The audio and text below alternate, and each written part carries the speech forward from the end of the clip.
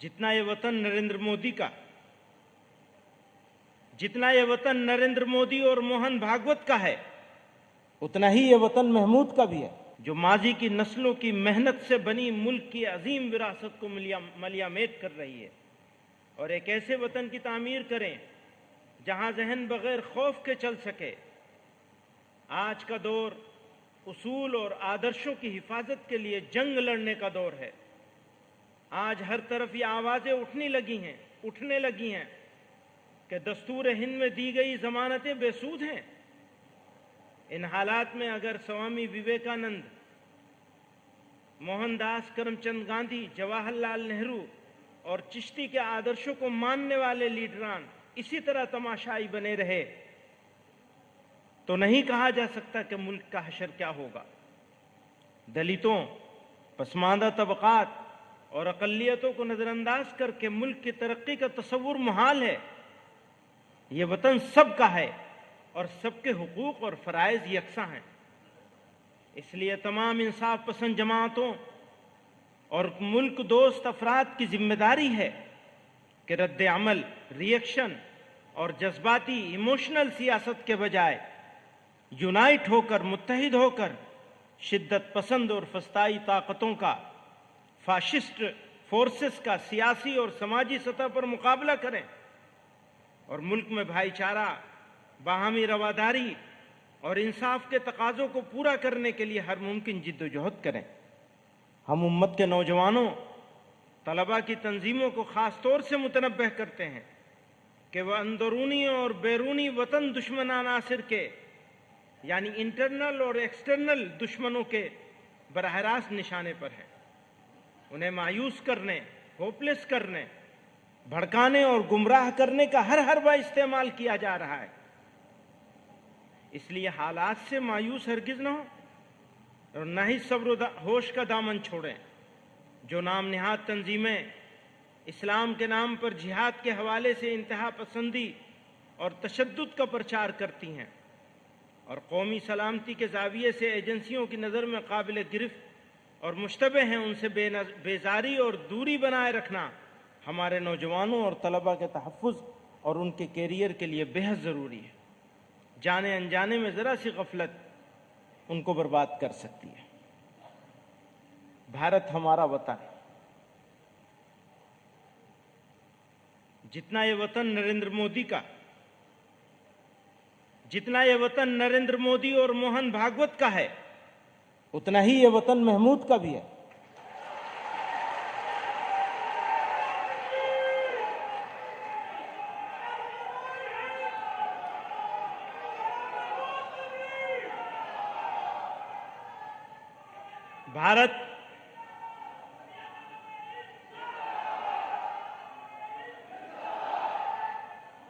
भारत हमारा देश है।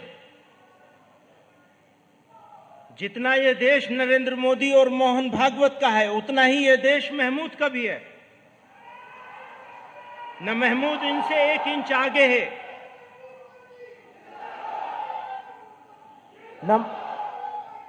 न महमूद इनसे 1 इंच आगे है और न वो महमूद से 1 इंच आगे है।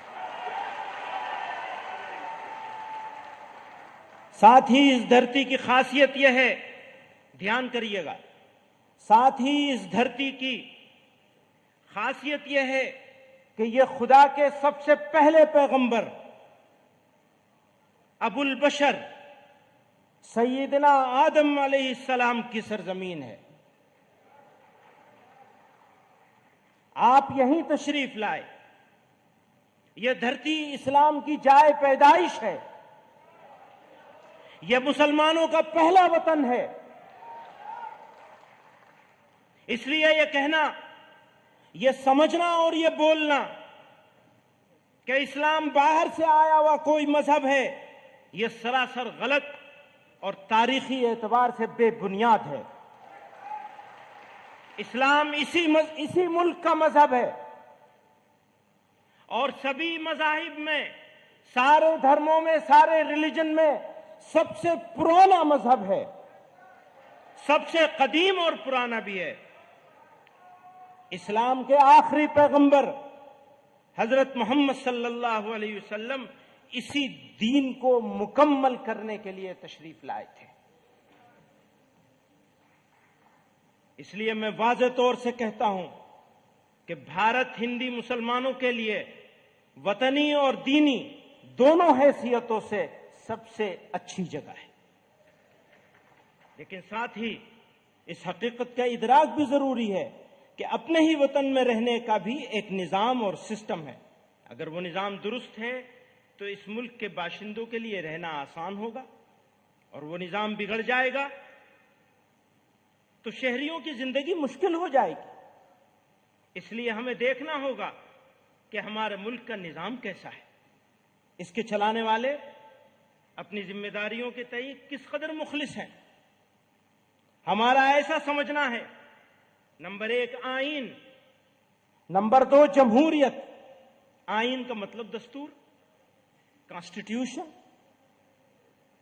یا جمہوریت یعنی ڈیموکریسی، اور نمبر 3 انسانی حقوق، ہیومن رائٹس۔ ماڈرن انڈیا کی پہچان ہے، آئیڈینٹی ہے یہ ہماری۔ اس ماڈرن انڈیا کی اگر کچھ آئیڈینٹی اور پہچان ہو سکتی ہے تو یہ 3 چیزیں ہیں بنیادی طور پر: ہمارا کانسٹیٹیوشن، ہماری ڈیموکریسی اور ہیومن رائٹس۔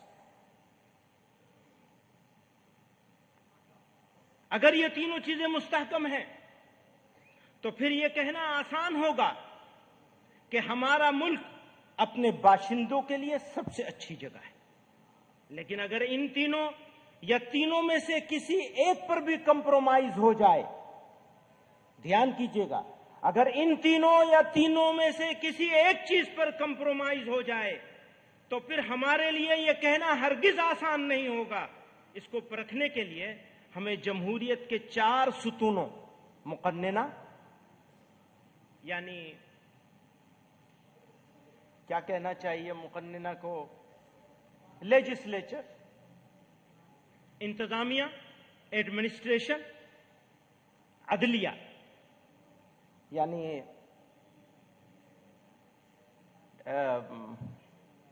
جوڈیشری، اور نمبر 4 میڈیا۔ اس کا جائزہ لینا ہوگا۔ ان 4 چیزوں کا ہم کو جائزہ لینا ہے، لیجسلیچر کا، ایڈمنسٹریشن کا، جوڈیشری کا اور میڈیا کا۔ آگے چلیے، انصاف کی حکمرانی۔ کسی بھی مہذب سماج کے لیے عدل و انصاف سب سے بڑا معیار ہے۔ عدل و انصاف کے بغیر بڑی سے بڑی ریاست اور بڑے سے بڑا ملک باقی نہیں رہ سکتا۔ ہر حکمراں کا اولی فرض اپنی رعایا کو انصاف مہیا کرانا ہے۔ ملک میں امن و امان کا قیام اور جرائم سے پاک معاشرے کی تشکیل انصاف کے بغیر نہیں ہو سکتی۔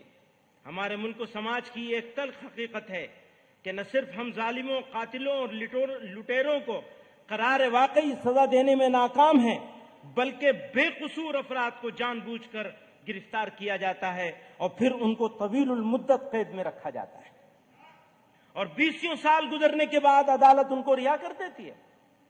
ایسے ہزاروں واقعات کا ریکارڈ پیش کیا جا سکتا ہے۔ اسی کے مد نظر جمعیت علماء ہند نے بے قصور افراد کی رہائی اور ان کے مقدمات کی پیروی کے لیے ایک مستقل شعبہ قائم کیا ہے، جس کے ذریعے نچلی عدالتوں سے لے کر سپریم کورٹ تک ہم ہزاروں افراد کے مقدمات لڑ رہے ہیں۔ یہی ہماری تقدیر میں رہ گیا ہے، خاص طور سے ان لوگوں کے مقدمات جن کو یو اے پی اے اور دہشت گردی کے دیگر قوانین کے تحت بیجا گرفتار کیا گیا ہے۔ نیز یہ بات بھی عام طور سے دیکھی جاتی ہے کہ فسادات کے موقع پر مارے بھی مسلمان جاتے ہیں، لوٹے بھی جاتے ہیں، اور الٹا ان کو ہی قصوروار ٹھہرا کر قید و بند کی سزا دی جاتی ہے۔ کلیجہ تھام لو، روداد غم ہم کو سنانے دو، کلیجہ کلیم عاجز مرحوم نے کہا ہے، کلیجہ تھام لو، روداد غم ہم کو سنانے دو، تمہیں دکھا ہوا دل ہم دکھاتے ہیں، دکھانے دو، زمانہ صبر کر لیتا ہے عاجز، ہم بھی کر لیں گے، خلش دل کی مٹا لینے کو دو، آنسو بہانے دو۔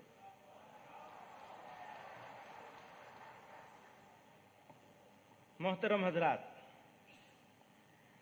جب ہم وہ جو چار چیزیں الگ کی گئی تھیں کہ وہ 4 چیزیں پہچان بنے گی اس بات کی کہ ملک کیسا ہے، کس راستے پہ جا رہا ہے۔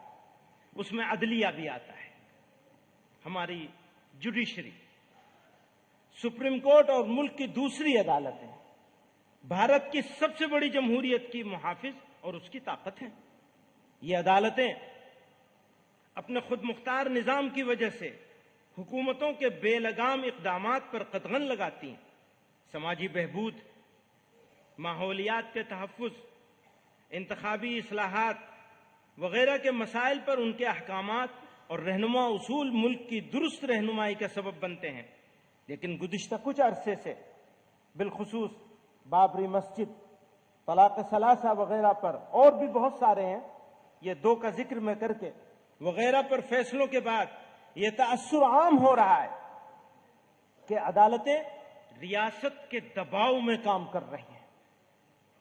اقلیتوں کے آئینی حقوق اور دستور کے بعض بنیادی اصولوں کی تشریح کی ایسی مثالیں سامنے آئی ہیں جنہوں نے عدالتوں کے کردار پر بھی سوالیہ نشان لگا دیا ہے۔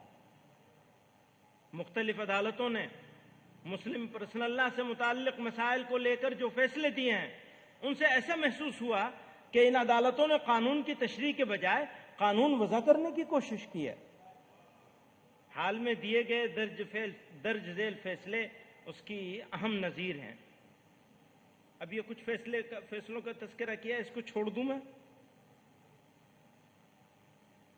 مقننہ کے ذریعے ناانصافی، بھارت کی متعدد ریاستوں نے مذہب کی تبدیلی کو کنٹرول کرنے کے لیے قوانین بنائے ہیں، یعنی لیجسلیچر نے کہاں کہاں ہمارے ساتھ گڑبڑ کی ہے، بہت ساری گڑبڑ کی ہے، ایک آدھ کا ذکر کر رہے ہیں۔ بھارت کی متعدد ریاستوں نے مذہب کی تبدیلی کو کنٹرول کرنے کے لیے قوانین بنائے ہیں۔ گجرات اور مدھیہ پردیش ہائی کورٹوں نے ان دفعات پر یہ کہتے ہوئے روک لگا دی ہے کہ یہ کسی شخص کی پرائیویسی کے حق کی خلاف ورزی ہے پر مبنی ہے، یعنی وہ جو ایکٹ بنائے گئے ان کی کچھ دفعات ایسی ہیں جنہیں پرائیویسی کے حق کے خلاف مان لیا کورٹ نے بھی۔ اس میں گجرات والے معاملے میں جمعیت علماء گجرات اس معاملے کو دیکھ رہی تھی، اس پہ انہی کی طرف سے وہ مقدمہ لڑا گیا۔